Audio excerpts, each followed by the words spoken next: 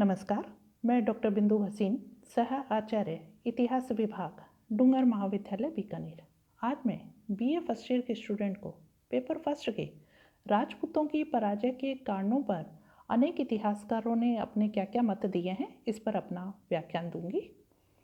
11वीं और 12वीं शताब्दी में तुर्कों के विरुद्ध राजपूतों की जो लगातार पराजय हुई है, वो भारतीय इतिहास की एक महत्वपूर्ण घटना है।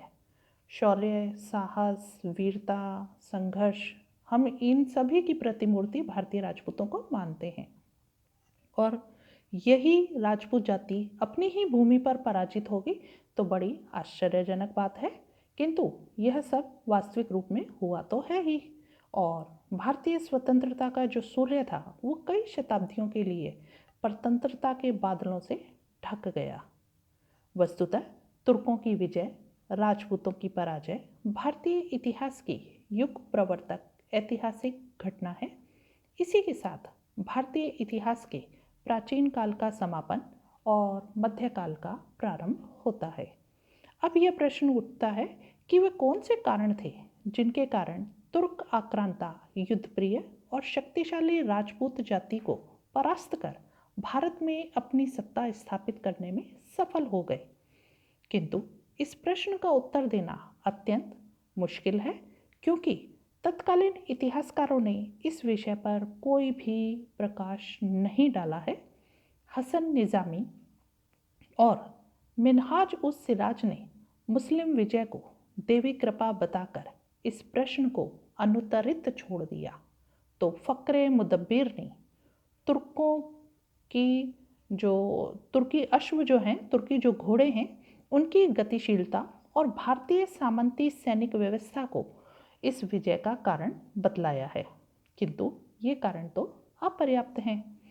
वस्तुतः मध्यकालीन इतिहासकारों ने अपनी विजय के विश्लेषण को अनावश्यक मानकर इन कारणों को खोजने का कोई और कभी गंभीर प्रयास ही नहीं किया, और इस ऐतिहासिक महत्व की घटना के कारणों की खोज का जो कार्य है, जो काम है, वो परवर्ती इतिहासकारों पर उन्होंने छोड़ दिया।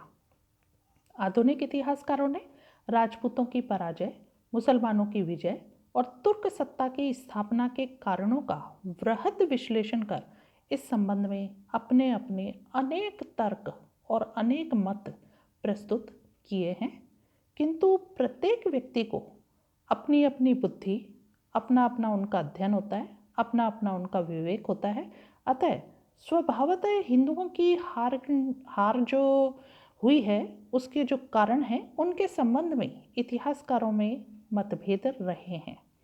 अंग्रेज इतिहासकारों की अगर हम बात करें तो एल्फिंस्टन, डॉक्टर V.A. स्मिथ और लेन पुल, इनका नाम लिया जा सकता है, जो ये कह रहे हैं कि तुर्कों की एकता, वीरता और उनके ठंडे प्रदेश के निवासी और मांसाहारी होने और उनके धार्मिक जोश को जो हैं वो उनकी सफलता का कारण बने हैं।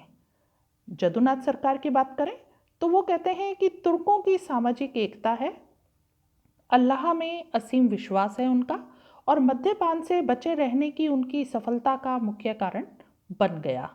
Doctor K.A. निज़ामी हिंदुओं की सामाजिक दुर्बलता और जातिगत भेदभाव से उत्पन्न सैनिक क्षीणता को हिंदुओं की पराजय का कारण मानते हैं, जबकि श्री K.M. पणिकर ने भारत का विदेशों से अलगाव और विभिन्न दृष्टियों से पतनोन्मुख भारतीय सभ्यता को हिंदुओं की पराजय का कारण माना है।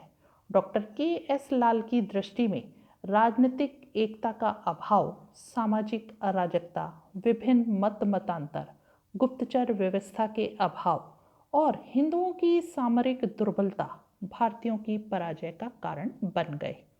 Doctor A.L. श्रीवास्तव ने कहा है कि राजनीतिक एकता का अभाव, सामाजिक विभेद, ब्राह्मणवाद का उत्थान और नैतिक जो पराभव है, और तुर्कों की तुलना में भारतीयों की दुर्बल रणनीति और सैन्य संगठन जो है वो हिंदुओं की यानी कि राजपूतों की पराजय के कारण बने। इन इतिहासकारों के मतों में कुछ मत जो हैं वो पूर्णतः भ्रामक भी हैं, सारहीन भी हैं और पूर्वाग्रह से युक्त भी हैं। तो कुछ के लिए हम कह सकते हैं कि आंशिक सत्य हैं और उनमें से कुछ में मात्र एक पक्ष के कारणों पर ही विशेष बल दिया गया है। अतः इनके मत जो दिए गए हैं इतिहासकारों के द्वारा वो सापेक्ष रूप में ही उचित माने जा सकते हैं, निरपेक्ष रूप से नहीं। क्योंकि किसी भी राज्य, जाति या राजवंश के पतन के लिए अनेक कारण उत्तरदायी होते हैं। उन कारणों में जैसे हम राजनीतिक ले सकते हैं, सैनिक हैं, सामाजिक हैं, आर्थिक हैं, धार्मिक हैं, नैतिक हैं। ये सब कारण होते हैं जो अपनी कुछ छोटी छोटी भूमिकाओं का निर्वाह करते हैं।